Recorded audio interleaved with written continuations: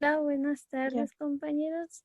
Nosotros les vamos a presentar el tema de estimulación cognitiva y rehabilitación neuropsicológica de la atención. Mi equipo es Kelly, Jessie y su servidora Angélica.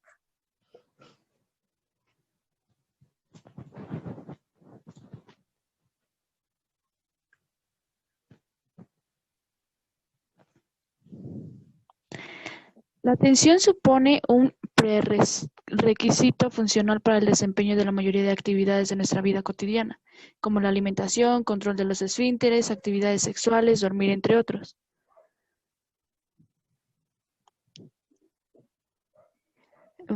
La atención es la habilidad mental de generar y mantener un estado de activación tal que permita un adecuado procesamiento de información.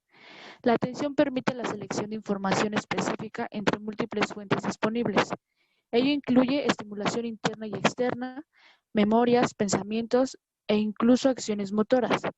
En este sentido, la atención debe ser considerada como un complejo sistema de subprocesos especializados que proporcionan precisión, velocidad y continuidad a la conducta.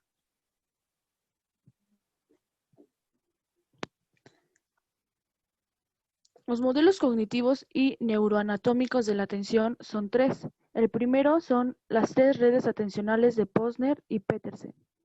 Estos autores proponen la existencia de tres redes neurales anatómica y funcionalmente independientes responsables de los procesos atencionales. A pesar de su independencia anatómica y funcional, estas redes interactúan durante la respuesta a estímulos.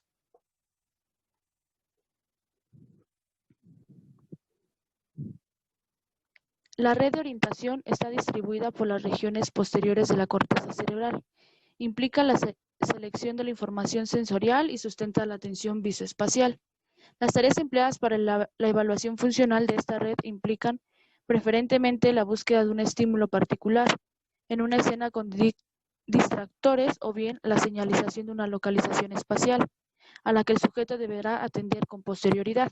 Las áreas cerebrales en esta red serían el córtex parietal, el giro precentral, la corteza oculomotora frontal, los colículos superiores y el tálamo. La red de vigilancia cumple la función de generar y mantener el estado de alerta de los individuos. Sustenta el aspecto que se denomina atención sostenida. Las tareas que demanda dicha vigilancia, como las tareas de ejecución continua, se asume que incrementan la activación de una red frontoparietal derecha. Las lesiones frontales derechas alteran la habilidad de los pacientes para mantener de forma voluntaria la atención. Las lesiones parietales derechas alteran las funciones de alerta y orientación. La red ejecutiva desempeña su papel en tareas de cambio, control inhibitorio, resolución de conflictos, detección de errores y localización de recursos atencionales. Participa en la planificación, el procesamiento de estímulos novedosos y en ejecución de nuevas conductas. El siguiente modelo es el modelo de atención para la acción de Normani. Este modelo consta de tres subcomponentes. El primero es los esquemas de acción. También este se denomina como conflicto cognitivo. Controlan acciones sobreaprendidas específicas y que pueden corresponder tanto a movimientos explícitos como a la activación de representaciones a largo plazo, que guían la conducta voluntaria. El segundo es el dirimidor de conflictos. Este es un tipo de proceso de selección, actúa de modo pasivo y realiza la función de activar aquel conjunto de esquemas que satisface de modo más eficaz las demandas de tareas familiares o sencillas. El sistema atencional supervisor es un segundo mecanismo de selección. Se da cuando la competición de esquemas no resuelve el conflicto por sí mismas. Es esencial para asegurar la flexibilidad de la conducta.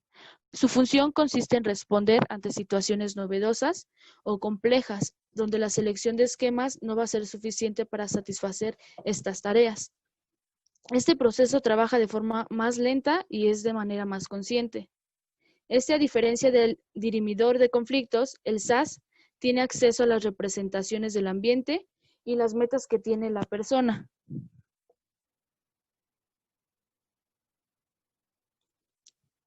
El otro modelo es el modelo de control de atención de Coberta y Sullman. Estos autores proponen la existencia de dos redes cerebrales, que son parcialmente independientes y que desempeñan dos tipos de funciones diferentes y complementarias a la vez en el control de la atención. El primero integra partes de la corteza intraparietal y del surco frontal superior. Está implicado en los mecanismos de selección de estímulos y respuestas, en virtud de las metas del individuo y de manera voluntaria. El segundo está lateralizado en el hemisferio derecho y se especializa en la detección de estímulos conductualmente relevantes, particularmente aquellos que son salientes, inesperados o novedosos. Este sistema ventral interactúa a modo de cortocircuito dirigiendo la atención a los eventos novedosos.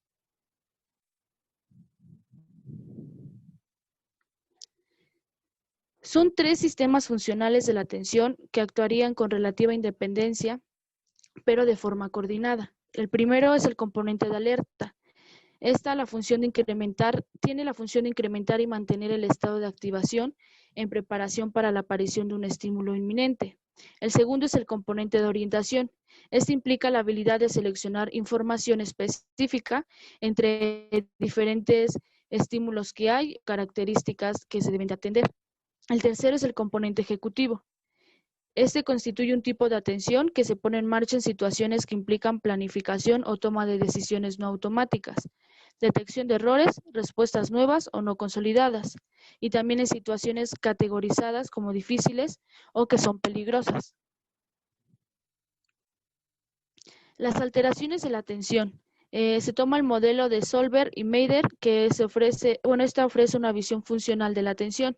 El modelo más adecuado es aquel que mejor se puede caracterizar la naturaleza de las alteraciones, los componentes conservados de la atención y su impacto en la vida, puesto que permite la organización de una intervención efectiva.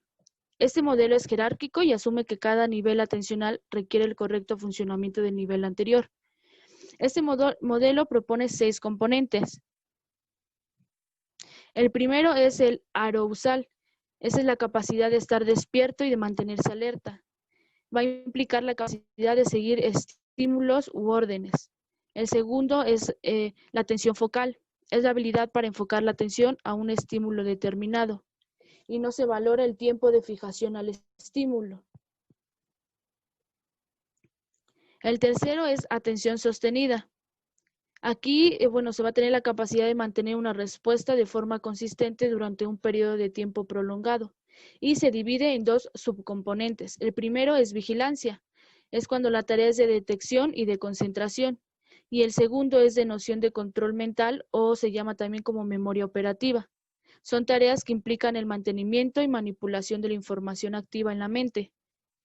El siguiente es la atención selectiva. Es la capacidad para seleccionar de entre varias posibles respuestas la información relevante a procesar y se inhibe la atención a unos estímulos mientras se atienden a otros. Aquí los pacientes con alteraciones van a sufrir numerosas distracciones, ya sea por los estímulos externos o estímulos internos. La atención alternante, aquí es la capacidad que permite cambiar el foco de atención entre tareas que implican requerimientos cognitivos diferentes y se controla la información que es procesada en cada momento.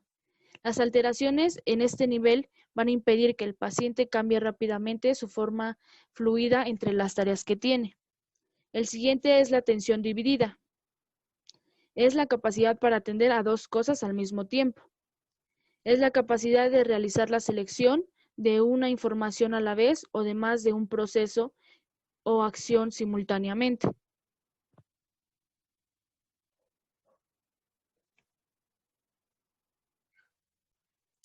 Los déficits neuropsicológicos asociados a la alteración son los siguientes. Alteraciones de la alerta y de la atención focalizada. Bueno, si recuerdan que mi compañera dijo que la alerta es un estímulo, ya sea interno o externo, y este se acompaña de respuestas fisiológicas, tales como pueden ser los cambios en la tasa cardíaca, en la conductancia de la piel, en el tamaño de la pupila y entre otros, ¿no? Bueno, las alteraciones de este sistema varían desde el estado de coma hasta un estado de respuesta normal. Estos van pasando por la desorientación, baja respuesta a la estimulación, ausencia de reflejos de orientación y somnolencia.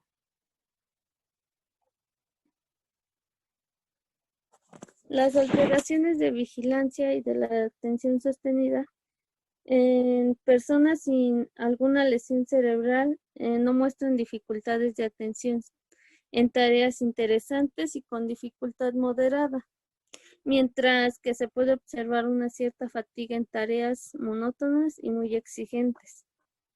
En los pacientes con alteraciones cerebrales pueden mostrar una dificultad marcada en mantener la atención en una tarea que implique un periodo de tiempo prolongado, ya porque estas personas se cansan con facilidad y pues requieren periodos de descanso.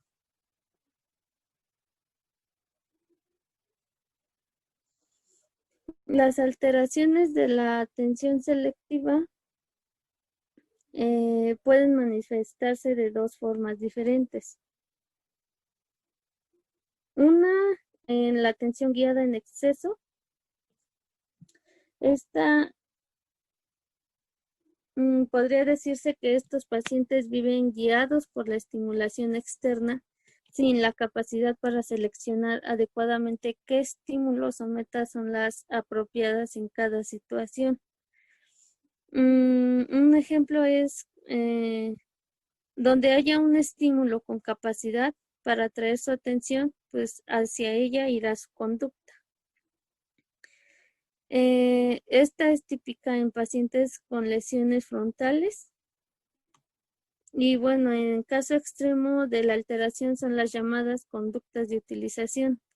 Estas consisten en usar repentinamente o de manera impulsiva, sin ninguna finalidad, los objetos que tengan delante o frente de ellos, aunque estos objetos sean inapropiados o su utilización no sea la adecuada en el momento que lo están utilizando.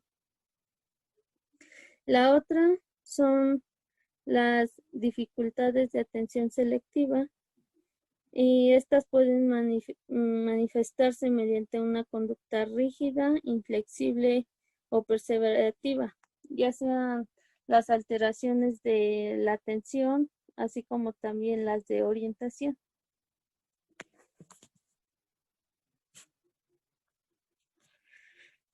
Las alteraciones de la atención alternante consisten en la incapacidad para cambiar el foco atencional entre atributos de la estimulación, tareas o metas de acción. Esta es una de las alteraciones neuropsicológicas más frecuentes. Un ejemplo es cuando los pacientes tienen dificultades para abandonar momentáneamente una tarea, realizar otra acción y volver a la tarea que habían abandonado justo donde la dejaron.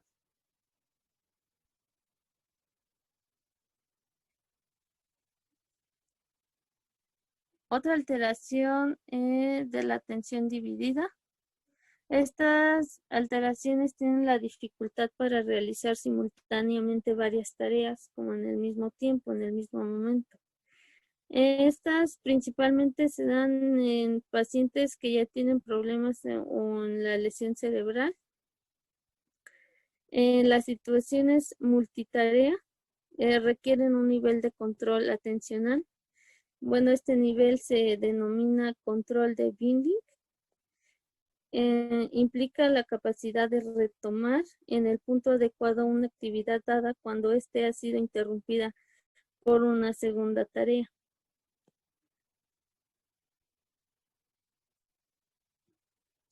Las alteraciones de la velocidad de procesamiento de información es la lentitud. Esta en el procesamiento de la información. La lentitud puede ser una expresión de una reducción en la alerta tónica, pero bueno, también puede deberse a una alteración más específica para un proceso cognitivo y está solo vinculada con él.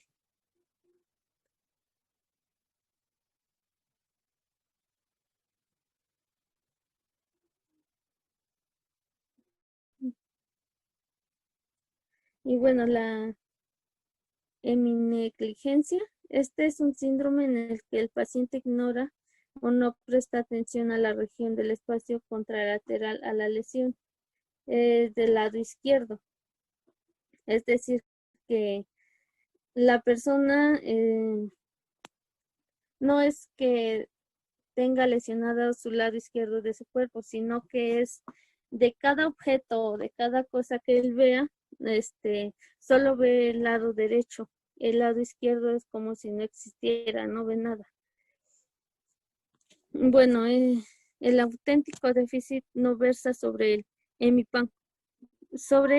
hemicampo izquierdo, sino sobre la mitad izquierda de cualquier que sea el objeto de la atención, así como se muestra en la imagen. Ajá, es un ejemplo, ¿no? Le ponen a la persona hacer un reloj, pero como solamente él está su atención sobre el lado derecho, solo hace lo del lado derecho y lo del izquierdo no.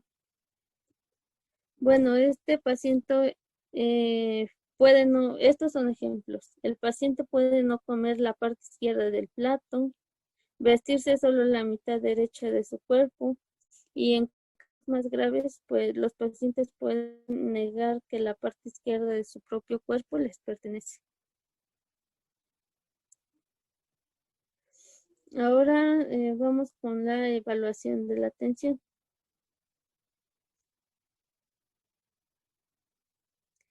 Bueno, para esta evaluación vamos a utilizar pruebas psicométricas estandarizadas. Esto nos va a permitir darnos cuenta de manera alternativa las dificultades atencionales que tiene el paciente. La recopilación de información por entrevista y una observación directa del tipo de dificultades del paciente en tareas de la vida cotidiana.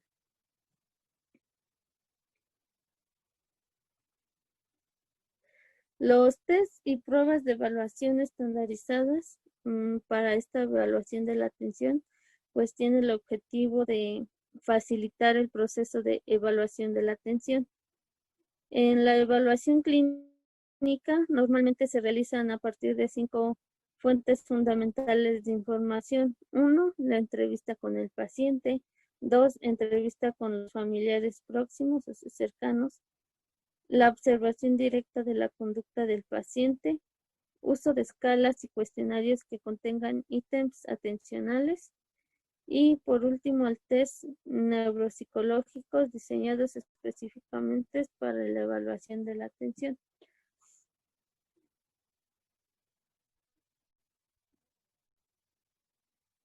Algunas pruebas de evaluación, bueno, están divididas, por ejemplo, en alerta encontramos 3, que es la escala de coma, test de orientación, escala de amnesia, y lo mismo con las demás. Atención sostenida y vienen sus pruebas, las que podemos utilizar. De atención selectiva, lo mismo. Vienen 2 diferentes que se pueden utilizar. Atención alternante, atención dividida y atención ejecutiva. Así como también pues vienen las baterías de evaluación. Son 2 test diferentes, escalas de observación, en la velocidad del procesamiento para ver pues cómo va procesando, y de mi negligencia, igual vienen 5 test, 5 escalas para evaluarlo.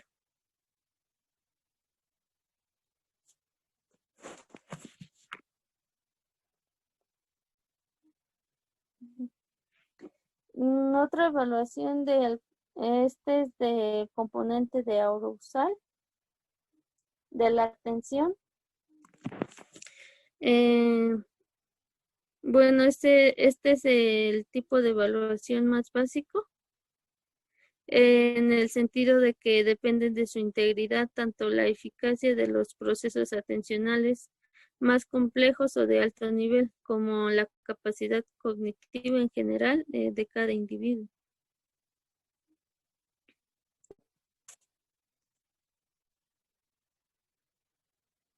Entre esta evaluación encontramos las medidas del estado neurosal.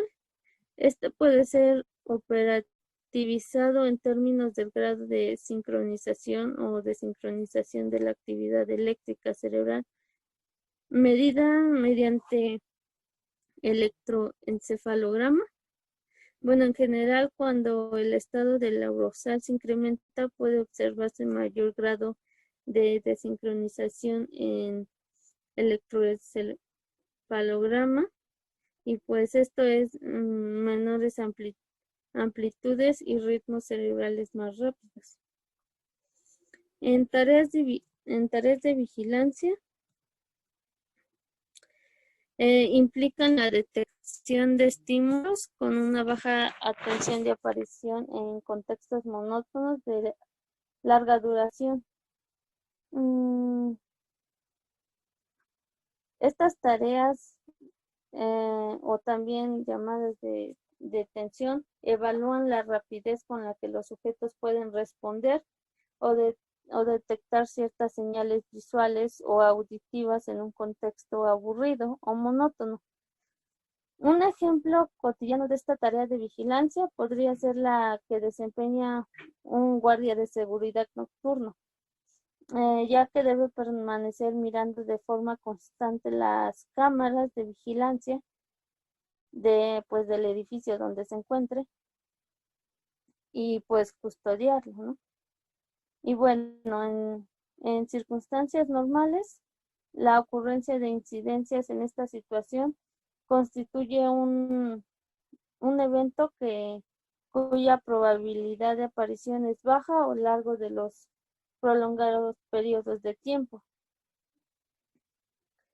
El otro es tareas de atención sostenida. Bueno, estas implican responder a estímulos con alta tasa de aparición, de modo que los sujetos deben tratar de permanecer respondiendo al estímulo señalado como bajo objetivo de forma monótona.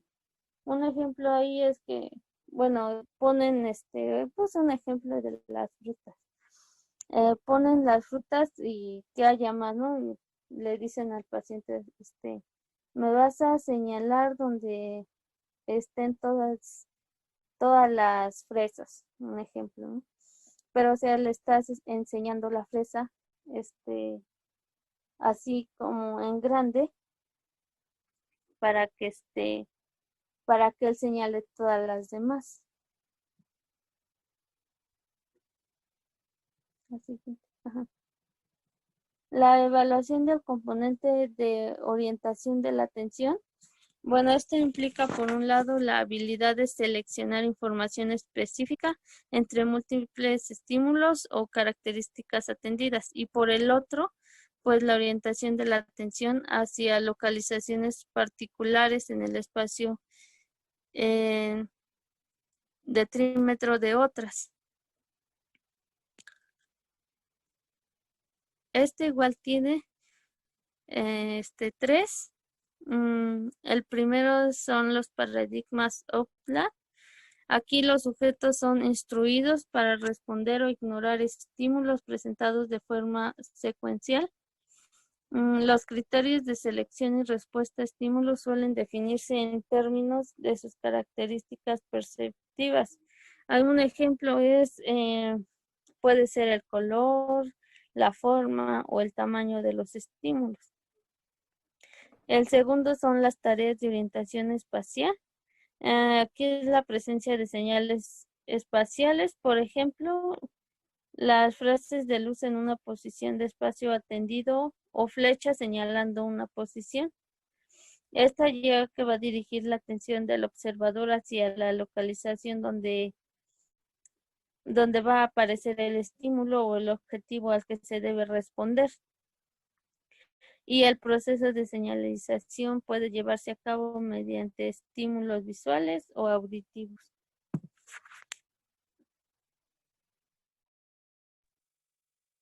Bien, la tarea de búsqueda visual es el objeto de interés en una escena desordenada, en donde se busca un paradigma de búsqueda visual, el cual representa Otra manera de estudiar la orientación bajo circunstancias menos restrictivas.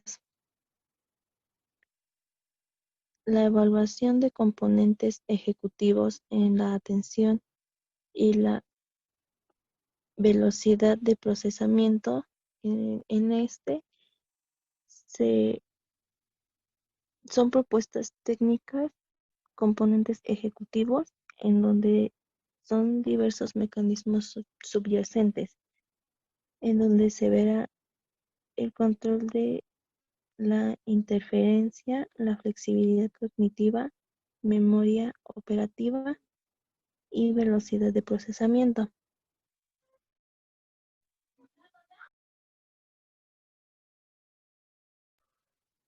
El control de interferencia e inhibición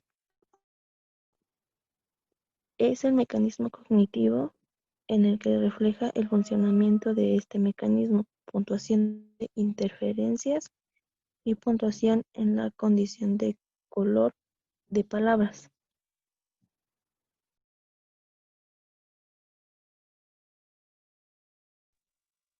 La memoria operativa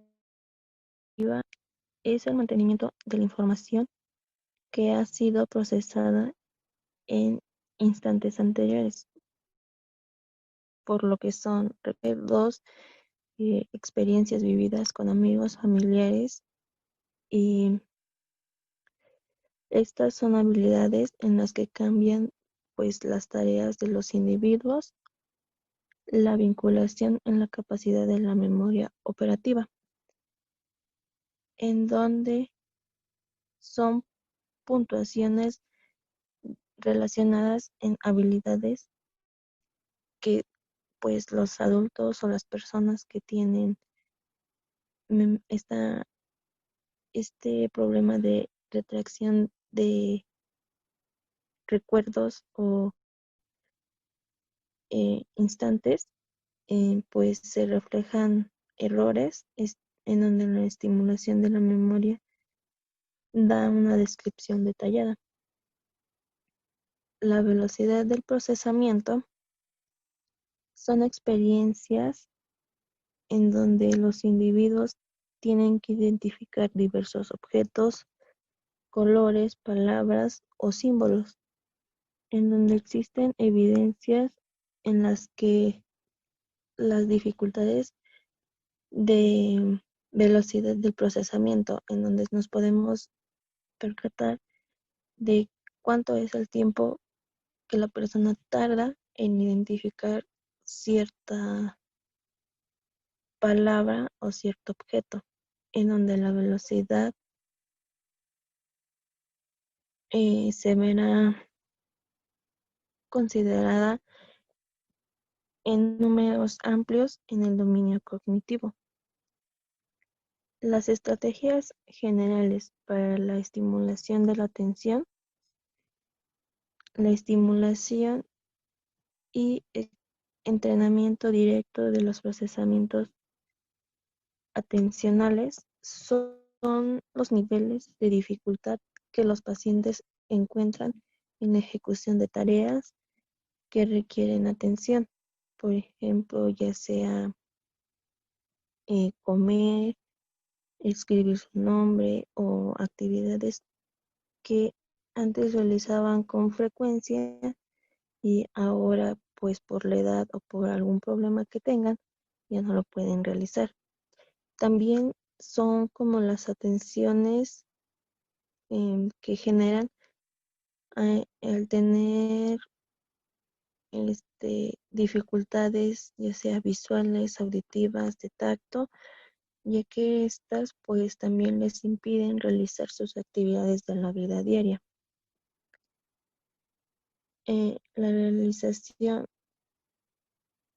de diversos objetos y actividades en donde se verá la, mm, los diferentes tipos de intervención, en donde se identificarán los resultados de una restauración, la sustitución y compensación de las funciones dañadas de los individuos.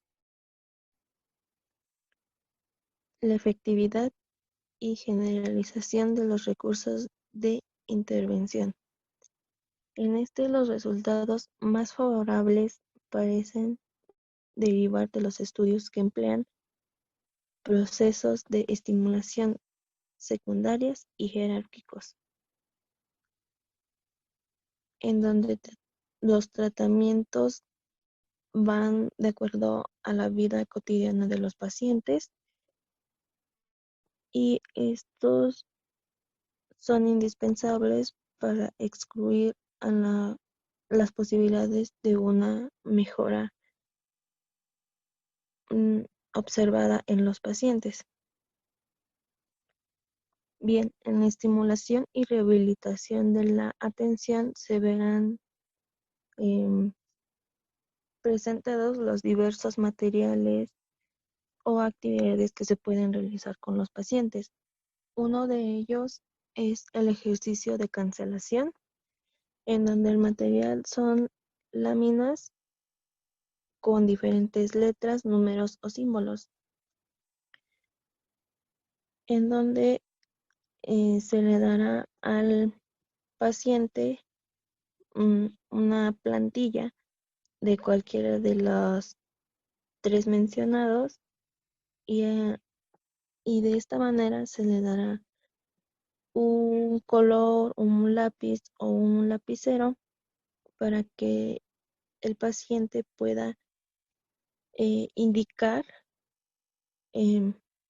con una X o marcar solo el estímulo determinado, ya sea una letra, como puede ser la R, un número, como puede ser el 4 o algún símbolo. También se le debe de decir al paciente que si se requiere que identifique una o dos letras o números a la vez, pues así lo realice, ya sea pues con un color específico o con un lapicero o lápiz. Como se pueden observar estos ejemplos, pues en el primero, que es el de letras, se tiene que identificar la letra R y la letra A. En el de símbolos se tiene que identificar un símbolo y en el de números se tiene que identificar el número 7. Otro ejemplo es el ejercicio de búsqueda de símbolos y dibujos, en donde el material es una plantilla o lámina con símbolos y dibujos con números asignados en la misma lámina. Se proporcionará al sujeto la lámina o plantilla en donde se identifican los símbolos y los dibujos. Posteriormente, el paciente deberá encontrar los símbolos y dibujos que se le indiquen y con su número correspondiente. Y pues posteriormente deberán colocar el número debajo del símbolo que se le esté pidiendo en la plantilla. Como se puede ver, tanto de la plantilla de símbolos y la plantilla de letras o imagen, se puede identificar los números que tienen que plasmar posteriormente en las siguientes columnas.